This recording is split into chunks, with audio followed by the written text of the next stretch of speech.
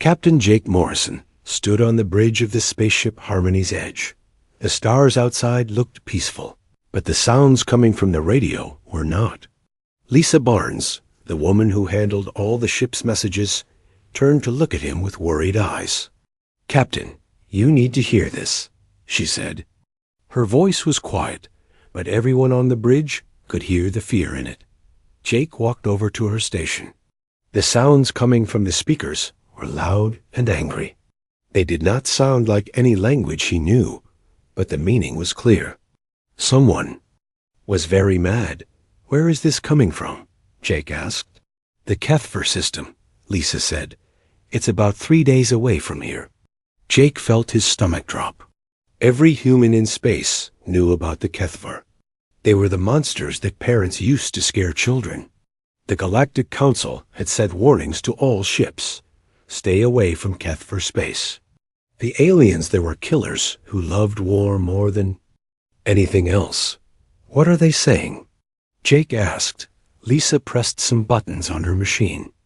A computer voice started speaking in English, but the words it said made everyone on the bridge feel cold. "Unknown ship. You have entered our space. This is a crime that must be punished. Come to our world and face us in battle. Fight with honor, or die like a coward. You have 1 day to decide." The bridge became very quiet. Jake could hear the soft hum of the ship's engines and the quiet breathing of his crew. Everyone was looking at him, waiting to see what he would do. Pete Collins, the ship's engineer, was the first to speak. "Captain, we should leave. Right now. These aliens have destroyed 17 worlds. No one has ever fought them and lived." Amy Rodriguez, the ship's doctor, nodded. "The reports say they eat their enemies. They keep the bones as trophies." Jake looked around at his crew. These were good people. They had signed up to explore space and meet new aliens, not to fight monsters. But something about the message bothered him. He played it again. "Listen to the words," he said. "They talk about honor. They want us to fight. Yes, but they give us a choice. They could have just attacked us." Danny Kim, the science officer, looked confused. "Captain, what are you thinking?" Jake smiled, but it was not a happy smile. "I'm thinking that maybe we don't know the whole story about these aliens. Maybe no one has ever tried to talk to them." "Talk to them?" Pete's voice was very high. "Captain, they just told us to come and die." "No," Jake said slowly. "They told us to come and fight. But what if we don't fight? What if we do something else?" Lisa shook her head. "Captain, this is crazy. Every ship that has ever met the Kethver has been destroyed. The survivors always say the same thing. They are monsters who cannot be reasoned with. But have we ever tried?" Jake asked. "Really tried? Or do we just run away every time?" The crew looked at each other. No one had a good answer for that question. Chris Martinez, who flew the ship, spoke up. "Captain, even if you're right, what could we do? We're just one small ship. We have no weapons that could hurt them." Jake walked to the big window at the front of the bridge. The stars were beautiful out there, but they were also dangerous. Space was full of aliens who did not understand each other. Maybe that was the real problem. "We have something better than weapons," he said. "We have something that no one has ever tried to use on the Kethver." "What's that?" Amy asked. "Friendship." The word hung in the air like a strange smell. No one knew what to say. "Sir," Lisa said carefully, "they are warriors. They live for fighting. How can we be friends with people who want to kill us?" Jake turned around to face his crew. "Back on Earth, we had lots of wars. Countries that hated each other for hundreds of years. But we learned something important. Most of the time, people fight because they are scared or because they don't understand each other. What if the Kethver are just scared too?" Ben Clark, the security chief, laughed, but it was not a happy laugh. "Scared? Captain, they have conquered 17 worlds. What could they be scared of? Being alone, Jake said simply. Think about it. Everyone in the galaxy runs away from them. No one ever tries to talk to them. They probably think the whole universe hates them. Kate Sullivan, who studied different alien cultures, looked thoughtful. It's possible, Captain. Some species become aggressive when they feel threatened. Maybe their whole culture is based on fighting because they think they have to. Nina Torres, the chief medical officer, was not convinced. Even if that's true, how do we approach them? They want us to come to their planet and fight. Jake smiled, and this time it was a real smile. We accept their invitation. But instead of bringing weapons, we bring something else. What? Everyone asked at the same time. Dinner. The silence that followed was so complete that Jake could hear his own heartbeat. Finally, Pete spoke up. Captain, did you just say we should invite the most dangerous aliens in the galaxy to dinner? Not invite them, Jake said. Cook for them. We go to their planet like they asked. But instead of fighting, we make them a meal. We show them what friendship looks like. Lisa was staring at him like he had gone crazy. Captain, they will kill. You asked the moment we land. Maybe, Jake said, but maybe not. Maybe they will be so confused by what we're doing that they will listen. And if we're going to die anyway, wouldn't it be better to die trying to make friends than to die running away? The crew looked at each other again. It was a crazy plan. It was probably going to get them all killed. But there was something about the way Jake said it that made them want to try. Okay, Chris said finally. If we're going to do this, how do we do it? Jake grinned. We send them a message. We tell them we accept their challenge, but we want to do it the human way. We tell them to prepare for something they have never seen before. Lisa's fingers moved over her controls. What should I say? Tell them this. We are humans. We accept your invitation. We will come to your world, but we will not bring weapons.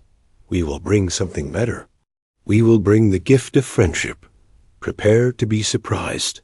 The message was sent.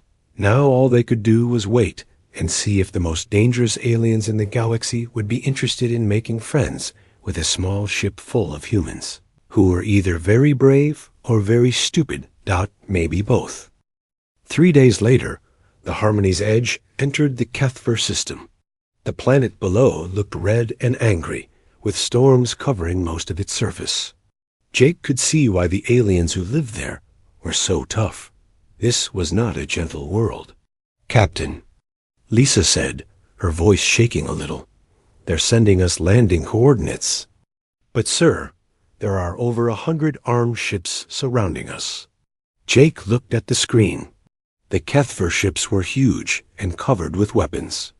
Each one could probably destroy his small ship with one shot, but they were not firing. They were waiting. Take us down, Chris, Jake said calmly. The ship shook as they entered the planet's atmosphere. The air was thick and hot, making the ship work harder to fly. When they finally landed, Jake could see through the windows that they were surrounded.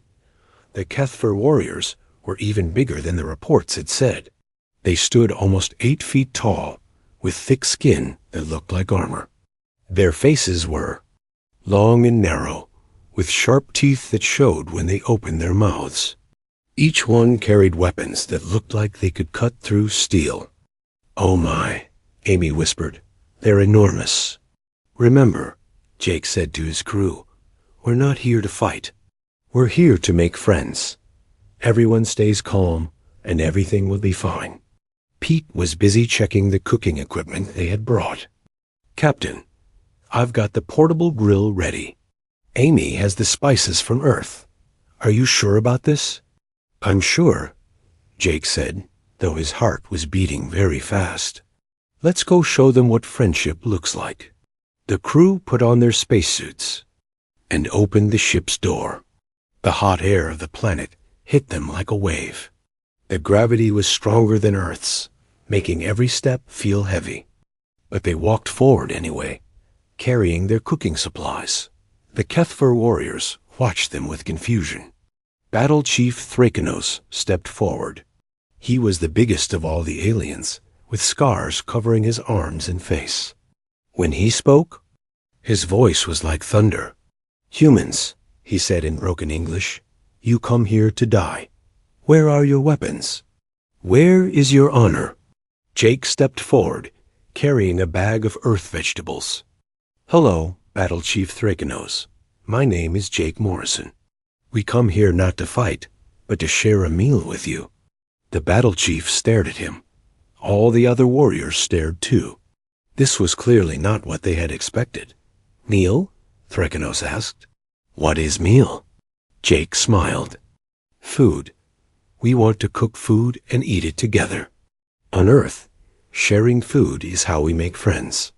The warriors began talking to each other in their own language.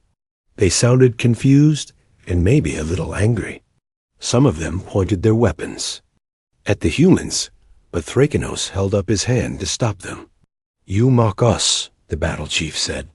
"No warrior offers food to enemy, only death."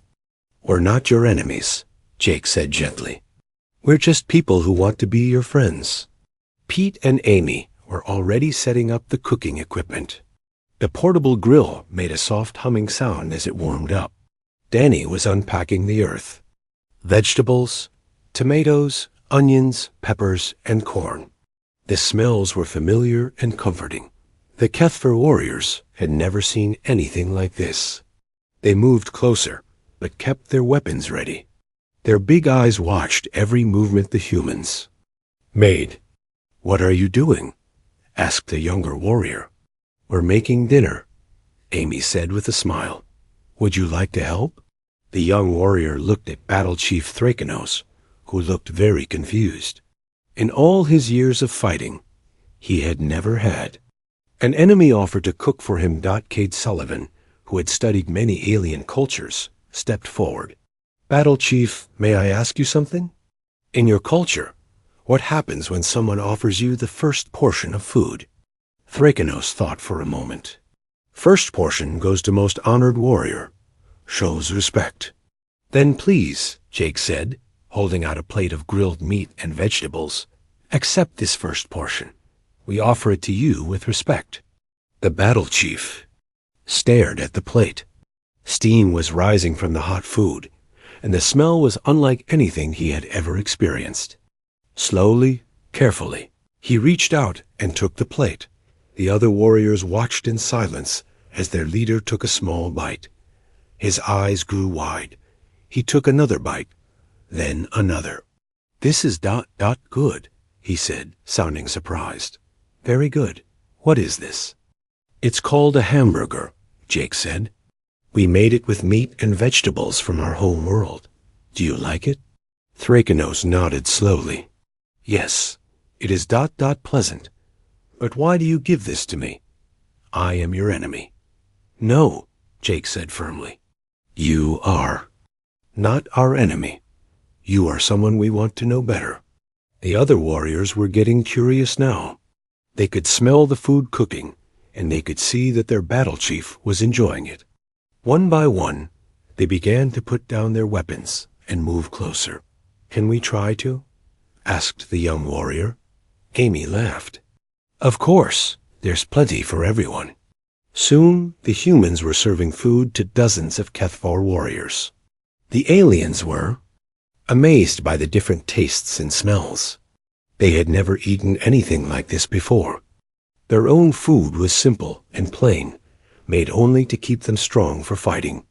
"This is strange," said one warrior, eating a piece of corn on the cob. "Why do you make food taste so good?" "Because eating should be enjoyable," Pete explained. "Food brings people together. When you share a meal with someone, you can't be enemies anymore." As the evening went on, something amazing happened. The warriors began to relax. They started asking questions about the humans and their food. They wanted to know about Earth and how humans lived. Danny pulled out a football from the ship. "Hey, want to play a game?" The warriors didn't know what a football was, but they were curious. Danny showed them how to throw it and catch it.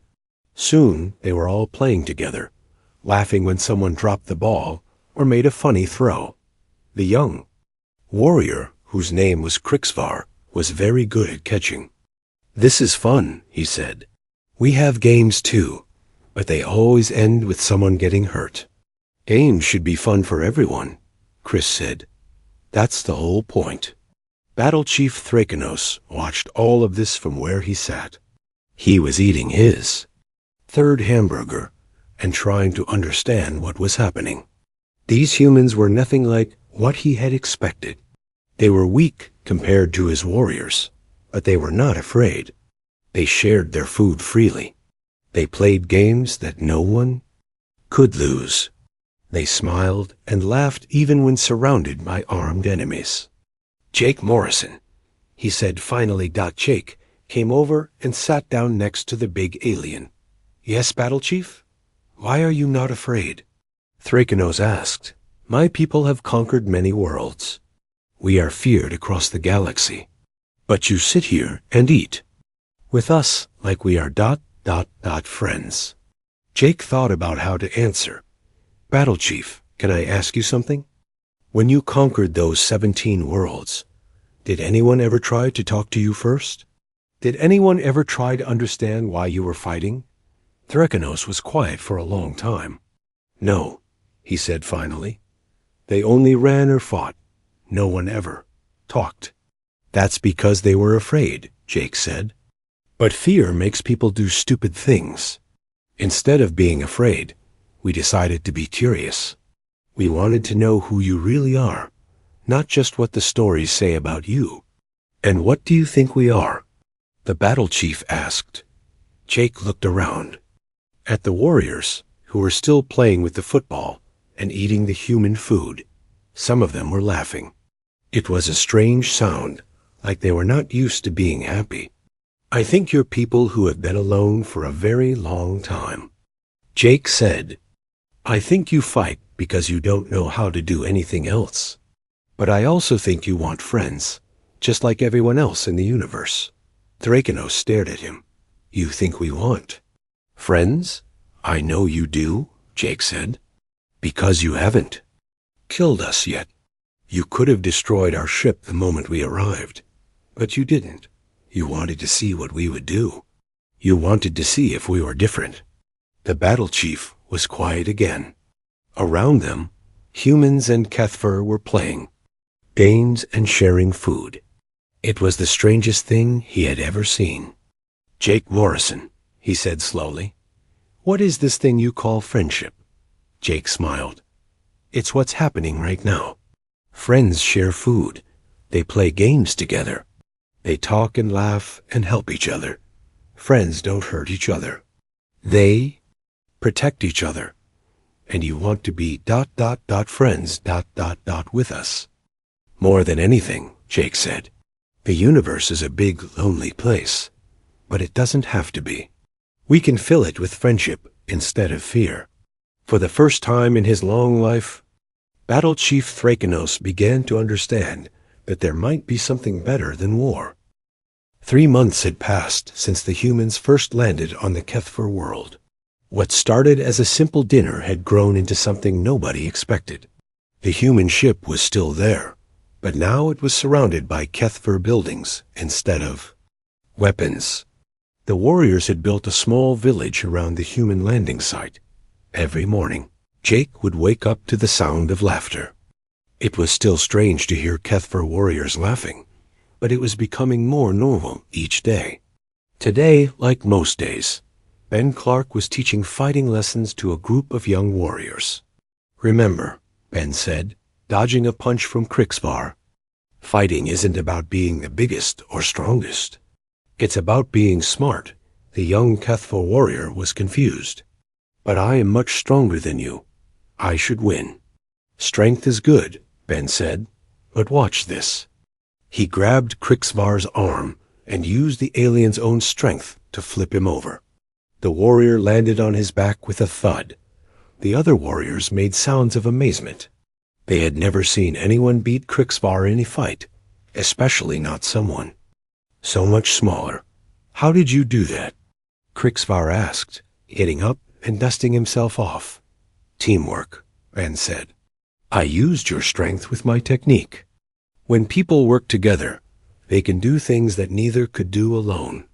Battle Chief Thrakenos was watching from nearby. He had been watching the humans teach his warriors for weeks now. Everything they did was different from what he knew. Kethver warriors were taught to fight alone, to rely only on themselves. But these humans were showing his people that working together could make them stronger. This is very strange, he said to Jake, who was sitting next to him. What's strange? Jake asked. My warriors are becoming ... different. They laugh more. They help each other. Yesterday, I saw 3 of them working together to fix a broken wall. Before you came, each would have done it alone. Jake nodded. That's what friendship does. It changes people, makes them better. Kate Sullivan was nearby, writing in her notebook. She had been studying Kethvar culture for months now, trying to understand how their society worked. What she had learned was both sad and hopeful. Battle Chief, she said, can I ask you about your history? How did your people become warriors? Thrakenos looked uncomfortable. The Kethver didn't like talking about the past. But Kate had been kind to him, teaching him about human customs, so he decided to answer. Long ago, he said slowly, our world was dying. The storms were getting worse. Food was hard to find. Only the strongest survived. We learned to fight because we had to fight to live.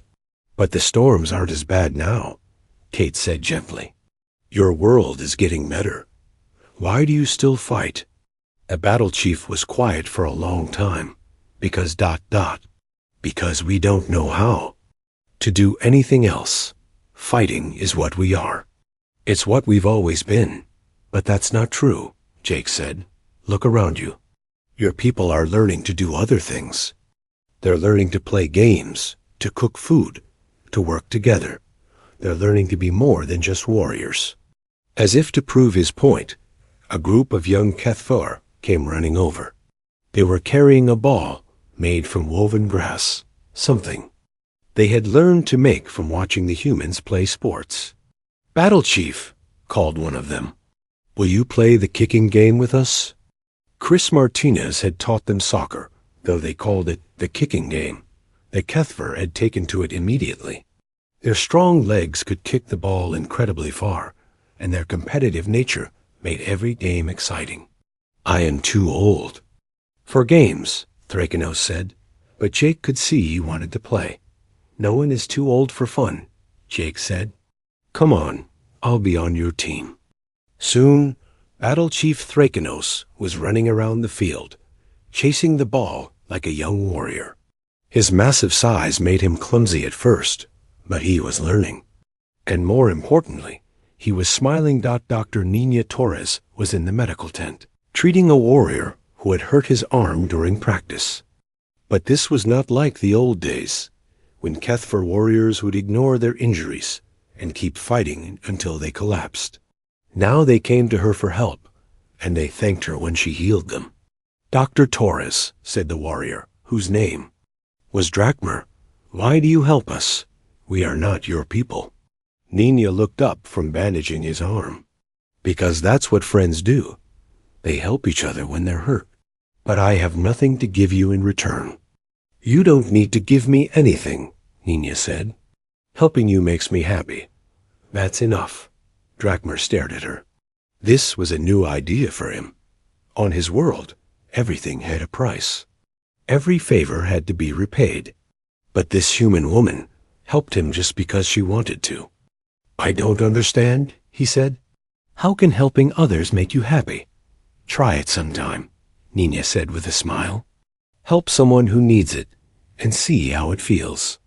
That afternoon, the peace was broken by alarms.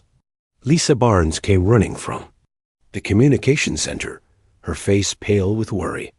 Captain, she called, we have a problem.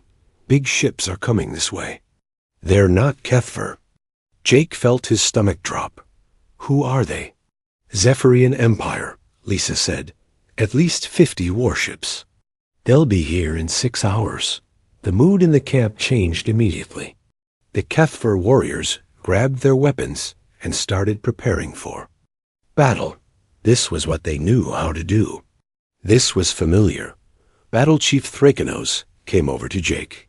The Zephyrians are our old enemies. They have been fighting us for 300 years. This will be a great battle. Wait, Jake said. Before you start fighting, can we try something different? Different? Thrakenos looked confused. What do you mean? I mean, what if we don't fight them? What if we try to talk to them instead? The battle chief laughed, but it was not a happy laugh.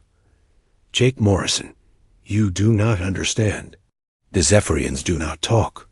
They only kill. They have attacked our world many times. We must defend ourselves. I understand that, Jake said. But what if there's another way? What if we can solve this without anyone dying? How? Thrakenos asked. Jake thought for a moment.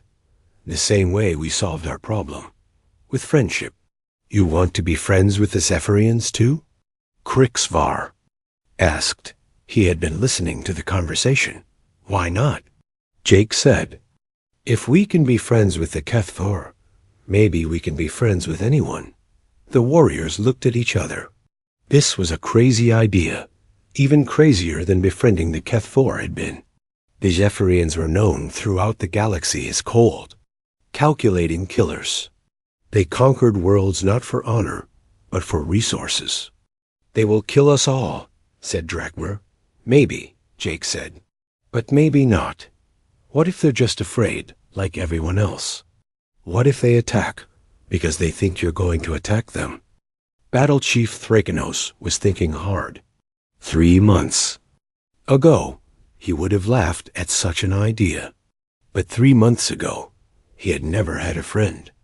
Now he had many friends, and they had taught him that there were ways to solve problems without fighting. What do you suggest? He asked. Let's meet them together, Jake said. Humans and Kethver, standing side by side. Let's show them that former enemies can become friends. Maybe they'll want to try it too. And if they attack anyway?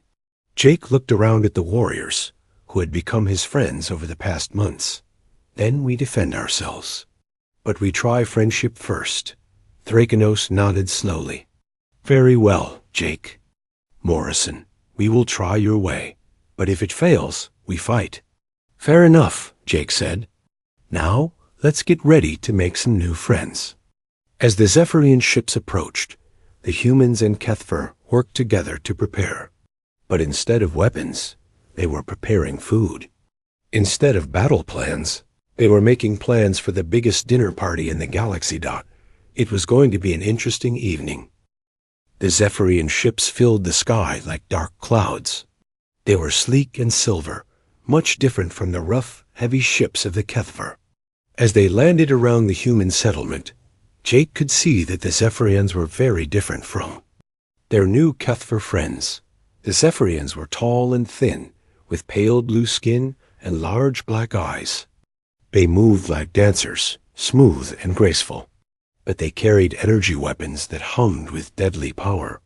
Their leader, Admiral Quinder, stepped forward with his honor guard.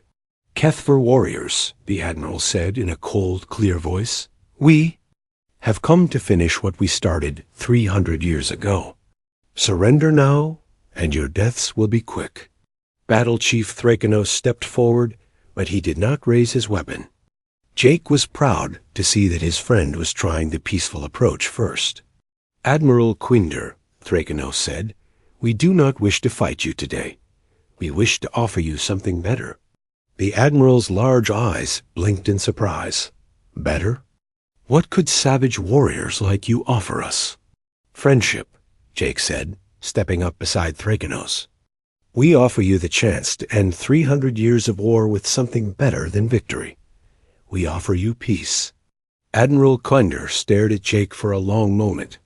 And you are? Captain Jake Morrison, representing humanity. We've been living with the Kethver for 3 months now. They're not our enemies anymore. They're our friends. The Admiral laughed, but it was a sound like breaking glass. Impossible. The Kethvar are savage beasts. They live only to fight and destroy. Everyone in the galaxy knows this. Everyone in the galaxy is wrong, Kate Sullivan said, joining the conversation.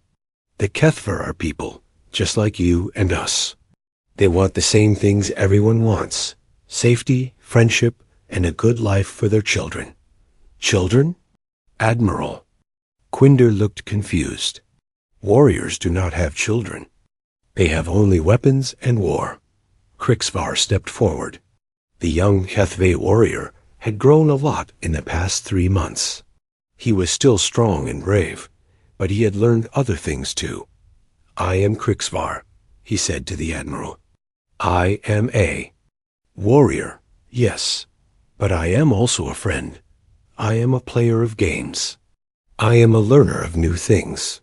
These humans taught me that I can be more than just someone who fights. Admiral Quinder studied Krixvar carefully. The young warrior stood differently than other Kethvar the Admiral had fought. He was relaxed, confident, but not angry. This was not what the Admiral expected. This is a trick, the Admiral said finally. You are trying to make us lower our guard so you can attack us. No trick, Thrakenos said. Only truth. Come, eat with us. Let us show you what we have learned. The Admiral looked around at his warriors. They were all ready to fight. Their weapons were charged and ready. But something was different here. The Kethver warriors were not in battle formation. They were standing next to humans, and some of them were even smiling. You expect me to believe that the most violent species in the galaxy has learned to smile? Admiral Quinder asked. Why don't you see for yourself? Amy Rodriguez said. She was carrying a tray of food that smelled amazing. We've prepared a feast. There's enough for everyone. The smell of the food reached the Zephyrian warriors. Jake could see their noses twitch with interest. When was the last time any of them had eaten something that smelled so good? It could be poisoned, one of the Zephyrian officers said. If we wanted to poison you, Pete Collins said with a grin, we would have done it 3 months ago when we first met the Kethver. Instead, we made friends. Admiral Quinder was clearly struggling with what he was seeing. Everything he knew about the Kethver said this was impossible. But the evidence was right in front of him. I will make you a deal, he said finally. I will try your food and listen to your words. But if this is a trick, if you attack us while we are peaceful, we will destroy this entire planet. Deal? Jake said immediately. But I want to add something to the agreement. If we can prove to you that the Kethver have really changed, that they really can be friends instead of enemies, will you consider making peace with them? The Admiral was quiet for a long time. If you can prove such an impossible thing, then yes, I will consider it. The next few hours were tense but amazing. The Zephyrians sat with the humans in Kethvar, eating food and listening to stories. Admiral Quinder was especially interested in hearing how the friendship had started. You really just landed here and offered them dinner? He asked Jake. That's right, Jake said. We figured that anyone who eats together can't stay enemies for long. And it worked? Look around you, Jake said. What do you think? The Admiral looked around. The camp. Zephyrian, Kethver, and human children were playing games together. Dr. Nina Torres was treating injured warriors from all 3 species without asking which side they were on. Ben Clark was showing Zephyrian soldiers some human fighting techniques, while they showed him some of their own moves. This is ... The Admiral paused, looking for words. This is not what I expected. What did you expect? Kate asked. I expected to find the Kethver preparing for war, like they always do. I expected them to attack us the moment we landed. I expected... He stopped talking and stared at something across the camp. A HFY warrior was helping a Zephyrian soldier, who had fallen down. The Zephyrian had twisted his ankle, and the HFY was helping him walk to the medical tent. 3 months ago, those two would have been trying to kill each other. I expected enemies, the Admiral said quietly. But I see people taking care of each other instead. That night, there was a celebration. The 3 species ate and danced and told stories together. Jake watched Admiral Quinder laughing at one of Danny Kim's jokes and felt hopeful. Maybe this could really work. But then the alarms started ringing. "Captain," Lisa Barnes called out, "we have a problem. More Zephyrian. Ships are coming. A lot more. And they're not here to talk." Admiral Quinder's face went pale. "General Vextar," he whispered. "He must have followed us." "Who is General Vextar?" Jake asked. "My second in command. He does not believe in talking to enemies. He believes in destroying them completely." Through the darkness, they could see lights in the sky. Hundreds of them. General Vextar had brought a massive fleet, enough ships to destroy the entire planet. "He will attack everyone," Admiral Quinder said. "HFY, humans, and even my own people. He thinks I have been captured or turned traitor." "Then we have." "To stop him," Jake said. "How?" Thrakenos asked. "We have only a few ships. He has hundreds." Jake looked around at the 3 groups of people who had become friends over the course of one day. An idea was forming in his mind. It was crazy, but it might work. "We don't fight him ship to ship," Jake said. "We do something he'll never expect." "What?" Admiral Quinder asked. "We work together. All of us.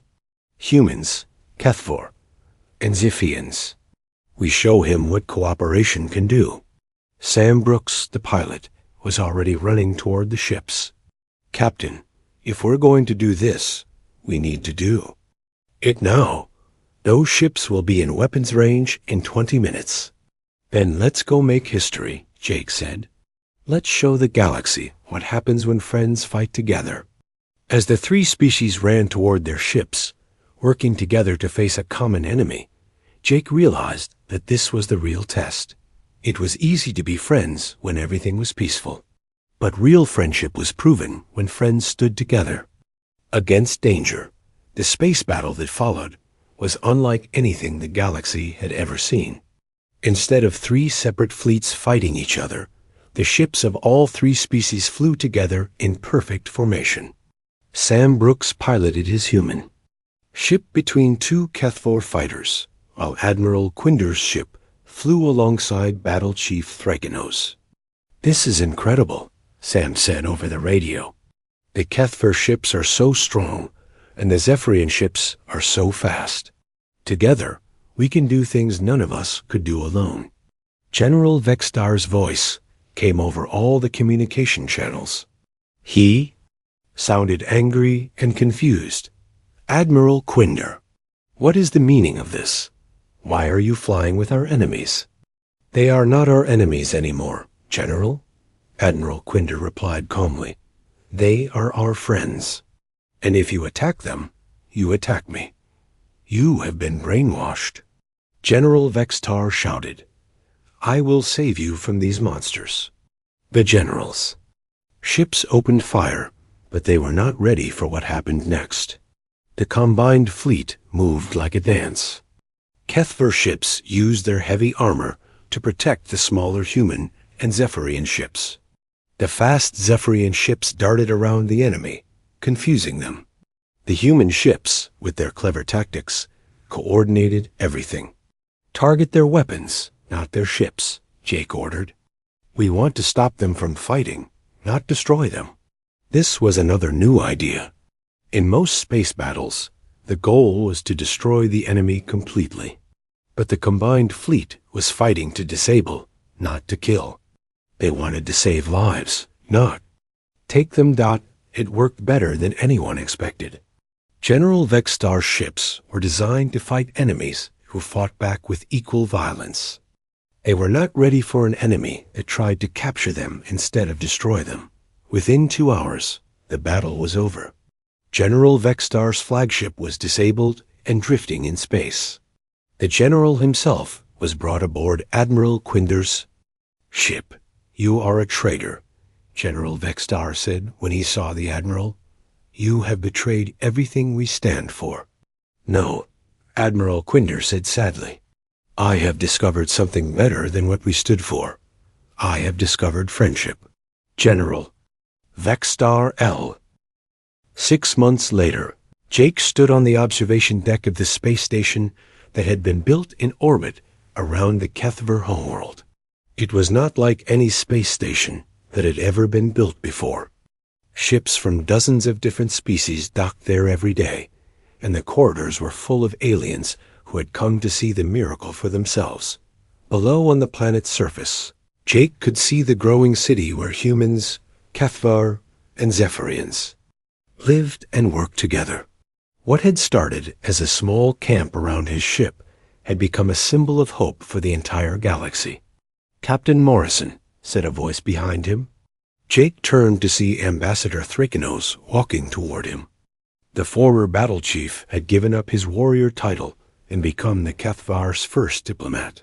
He was wearing robes instead of armor, and he carried books instead of weapons. "Hello, Ambassador," Jake said with a smile. "How did the meeting with the Galactic Council go?" Thrakenos' face showed an expression that would have been impossible 6 months ago. Pure joy. "They have agreed to our proposal. The Friendship Protocol will become official galactic law. Any species that requests mediation can have human diplomats. Help them solve their problems peacefully." Jake felt his heart swell with pride. That's wonderful news. "How many requests have we received so far?" 47, Thrakenos said. "The Andorian Republic wants help negotiating with the silicon miners. The crystal cities are having problems with the metal worlds. Even the Void Dwellers have asked for assistance." "The Void Dwellers?" Jake was surprised. "But they never talk to anyone." "They do now," Thrakenos said with a laugh. "It seems that everyone wants to learn this thing called friendship." Tony Rivera came walking up to them, his work clothes covered in dust. The engineer had been busy helping to build the new settlements on the planet below. "Captain, you need to see this," he said, holding up a datapad. "The construction reports from the surface." Jake looked at the numbers and whistled in amazement. "These can't be right. It says here that construction is going 3 times faster than expected." "It's right," Tony said with a grin. "Turns out that when you have Kethver strength, Zephyrian precision, and human creativity all working together, you can build things incredibly fast. We finished the new hospital, the school, and 2 apartment complexes just this week." Helen Chung joined their group, carrying a basket of strange-looking fruits. The botanist had been working on combining earth plants with local species to create new foods that everyone could enjoy. "Try this," she said, offering Jake a purple fruit. That smelled like cinnamon. "It's a hybrid of earth apples and Kethver stone fruit. The Zephyrians love it." Jake took a bite and his eyes widened. "This is delicious. How many new varieties have you created?" 17 so far, Helen said proudly. "And the agricultural teams from other worlds are sending representatives to learn our techniques. Food sharing is becoming just as popular as the friendship protocols." Dr. Kate Sullivan appeared from around the corner, practically bouncing with excitement. She was carrying a thick book that looked like it was about to fall apart from being handled so much. "Jake," she called out, "you have to see what I found in the Galactic Archives. It's a historical record from 2,000 years ago." "What does it say?" Jake asked. Kate opened the book carefully. "It's about a species called the Harmonizers. They lived in the outer rim of the galaxy, and according to this, they had the same ability humans have. They could make friends with anyone. The record says they brought peace to their entire sector before they disappeared. Disappeared? Thrakenos asked. What happened to them? Nobody knows, Kate said. They just vanished one day. But the interesting thing is, the peace they created lasted for another 1,000 years after they were gone. Jake thought about this.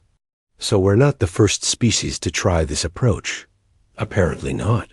But we might be the first to succeed on this scale. The harmonizers only worked with a few dozen species. We're already working with hundreds. As if to prove her point, the space station's docking alert sounded. Through the observation window, they could see a ship unlike any they had seen before.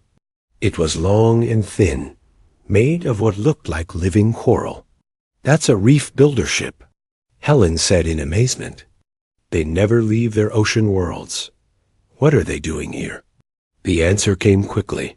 Lisa Barnes's voice came over the station's communication system.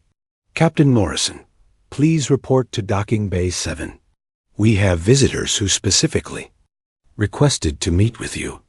When Jake and his friends arrived at the docking bay, they found 3 beings who looked like walking sea anemones. They moved slowly and gracefully, and their voices sounded like ocean waves. Captain Morrison, the leader said, I am Deep Current, speaker for the Reef Builders. We have traveled very far to meet you. We're honored by your visit, Jake said. What can we do for you? We have heard stories, Deep Current said. Stories of species that were enemies becoming friends. Stories of peace replacing war. We wish to know if these stories are true. They're true, Jake said. Would you like to see for yourself? The Reef Builders spent 3 days on the station and the planet below. They watched humans, Kethfer, and Zephyrians working together. They attended a festival where children from 12 different species played games together. They saw the hospitals where doctors treated anyone who needed help, regardless of which planet they came from. On their last day, Deep Current approached Jake with what looked like a glowing pearl. This is a gift from our people, the Reef Builder said.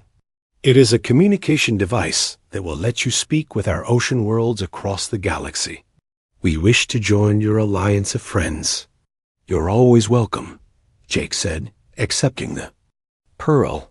But can I ask you something? Why did you decide to trust us so quickly? Deep Current made a sound like gentle laughter. Because in 3 days, no one has asked us for anything. You have only given us food, shown us kindness, and shared your knowledge freely. In our experience, only true friends act this way.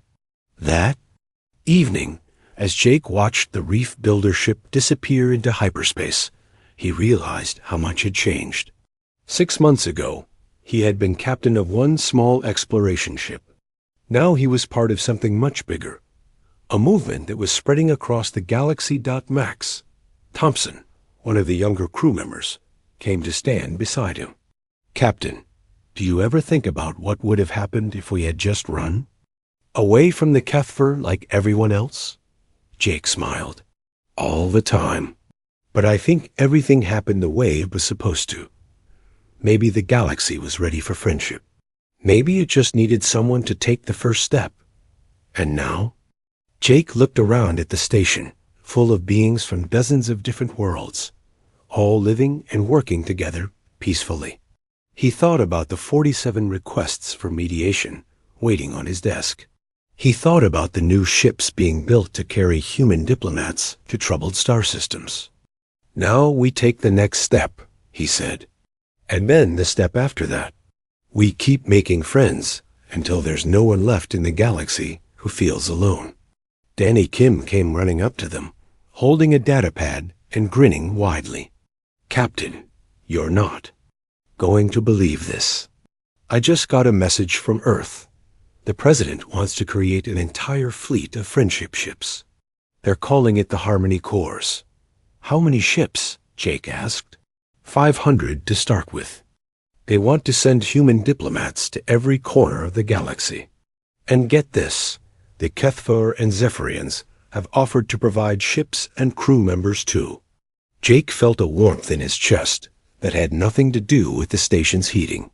System: 500 ships full of people whose only mission is to make friends. It gets better, Danny continued. Other species are volunteering too.